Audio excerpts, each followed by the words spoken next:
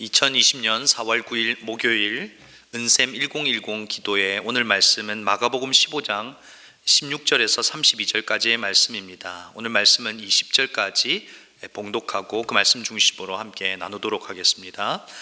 병사들이 예수를 뜰 안으로 끌고 갔다. 그곳은 총독 공관이었다. 그들은 온 부대를 집합시켰다. 그런 다음에 그들은 예수께 자색옷을 입히고 가시관을 엮어서 머리에 씌운 뒤에 유대인의 왕 만세 하면서 저마다 인사하였다. 또 갈대로 예수의 머리를 치고 침을 뱉고 무릎을 꿇어서 그에게 경배하였다. 이렇게 예수를 희롱한 다음에 그들은 자색옷을 벗기고 그의 옷을 도로 입혔다. 그런 다음에 그들은 예수를 십자가에 못 박으려고 끌고 나갔다. 우리는 고난주간을 보내며 주님 걸어가시는 십자가의 길을 따라 걷고 있습니다. 예수님께서 걸어가신 7일의 시간은 세상을 바꾼 위대한 7일입니다. 고난 주간을 보내면서 우리를 위해 십자가의 길을 걸어가시는 주님을 다시 만났으면 좋겠습니다. 화요일 새벽 역사상 가장 어두운 밤의 기록을 보았습니다. 예수님은 체포되어 로마식 절차를 따라 양팔에 쇠고랑을 채워졌을 것입니다. 온 몸은 오랏줄로 단단히 묶여져 있고 목에는 칼이 씌워져 있었을 겁니다. 예수님은 당시 대제사장 가야바의 장인이었고 이스라엘의 최고의 권력자인 안나스 앞으로 끌려갔습니다.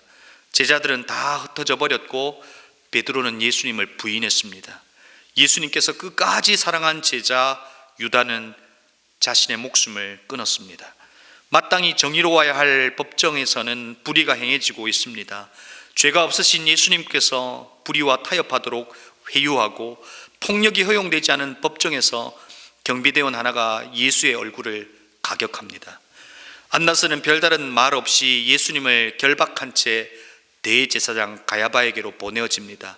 살점은 떨어져 가고 온몸은 타박상을 입었습니다. 잠도 자지 못했습니다. 힘없으신 예수님께서 이른 아침 6시 대제사장은 공식 재판 장소를 공회로 소집합니다.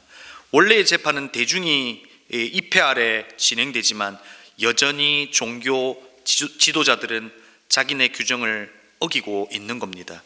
그들의 목적은 진실을 밝히는 것이 아니라 이미 정한 요건들을 만족시킬 죄목을 찾고 있는 겁니다.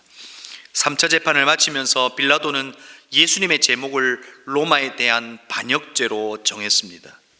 빌라도가 손을 씻고 돌아서자 총독의 병사들이 예수님을 끌고 가서 애워쌉니다. 군병들은 예수님의 옷을 벗기고 왕을 상징하는 색깔인 홍포를 입혔습니다. 머리에는 가시관을 씌우고 있습니다. 뼈조각 같은 나무 가지의 가시는 5cm에서 길게는 10cm까지 되는 것도 있다고 합니다. 주님은 바로 그 가시관을 쓰셨습니다. 이마에는 핏방울이 흐릅니다. 그리고 갈대를 오른손에 들리우게 합니다. 이것은 당시 왕들이 들고 있던 호를 상징합니다. 지금 병사들은 무엇을 하고 있는 겁니까? 왕놀이를 하고 있는 겁니다. 예수님을 우스꽝스러운 왕으로 만들어 모든 이들의 웃음거리로 만들고 있는 겁니다. 이들이 조롱하고 계시는 분이 우주 만물을 통치하시는 왕임을 모른 채 말입니다. 무릎을 꿇리기도 하고 침을 뱉기까지 합니다. 갈고리가 붙어있는 채찍으로 예수님을 내려칩니다. 살점은 떨어져 갑니다. 2-3시간 동안이나 이 고문은 계속됩니다. 사복음서는 도저히 기록하기 힘들었을 이 예수님의 십자가의 고난을 담담하게 기록하고 있습니다. 예수님을 모욕하고 학대하고 조롱한 뒤 원래 입혔던 옷으로 갈아입히고 십자가에 못 박기 위하여 예루살렘 뒷골목을 걸어갑니다. 비아 돌라로사의 여정이 시작된 것입니다. 왜 예수님은 이 고통의 십자가의 길을 걸어가셔야 했을까요? 왜 주님은 법정에서 이의를 제기하지 않으시고 모든 피조 세계에서 가장 약하고 비참한 모습으로 서 계신 것일까요?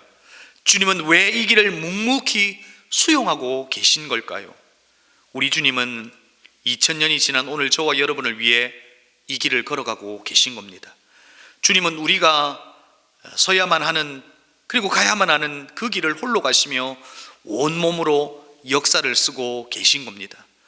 주님은 선지자의 예언을 성취하시는 한 걸음 한 걸음을 걸어가고 계신 겁니다. 그 걸음은 역사적 사건으로 우리에게 증거로 남아 있습니다. 주님의 십자가의 마지막 말씀이 무엇이었습니까? 다 이루었다라는 것입니다. 선지자를 통하여 하신 말씀을 다 이루었다는 것입니다. 그렇게 하셔야만 하나님의 말씀이 되기 때문입니다. 이사야가 예언합니다. 그가 찔림은 우리의 허물 때문이요 그가 상함은 우리의 죄악 때문이라. 그가 징계를 받음으로 우리는 평화를 누리고 그가 채찍에 맞음으로 우리는 나음을 받았도다.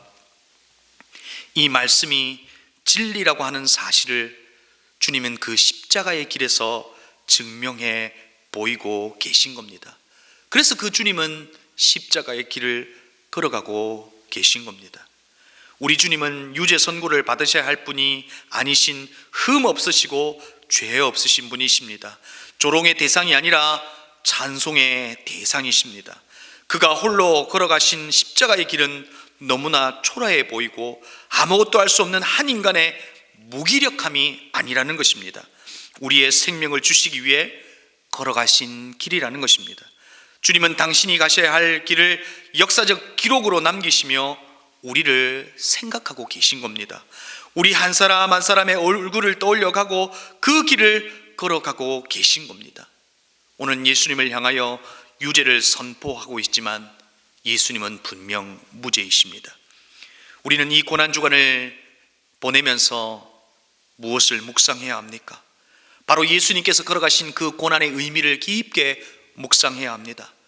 또한 예수님께서 받으신 그 유죄가 무죄라고 하는 사실을 하나님의 은혜를 입은 예수 그리스도의 그 은혜를 입은 저와 여러분이 증명해 보여야 한다는 겁니다. 무엇으로 말입니까? 바로 예수 그리스도를 믿는 믿음 안에 살아가는 삶을 통해서 예수께서 받으신 그 죄가 무죄라고 하는 사실을 우리의 삶으로 증명해 보여야 한다는 것입니다. 이 시간 주님께서 걸어가신 그 고난의 길을 묵상하시며 우리가 이 땅에서 어떤 삶을 살아야 할지 깊이 생각해 보시는 시간이 될 수 있기를 바랍니다. 오늘 이 시간 은샘 1010 기도로 함께 기도할 것은 특별히 청년들과 다음 세대를 위해서 기도했으면 좋겠습니다. 코로나19로 집에 있는 시간이 많아지는 그들에게 또 영적인 위기가 올 수도 있습니다. 하나님께서 청년들과 다음 세대를 붙잡아 주시고 이들이 다시금 주님의 믿음 안에서 굳건히 서 있을 수 있도록 주님 도와달라고 기도했으면 좋겠습니다. 기도하겠습니다. 하나님 아버지 감사합니다. 주님께서 홀로 걸어가신 그 십자가의 길을 깊이 생각해 봅니다.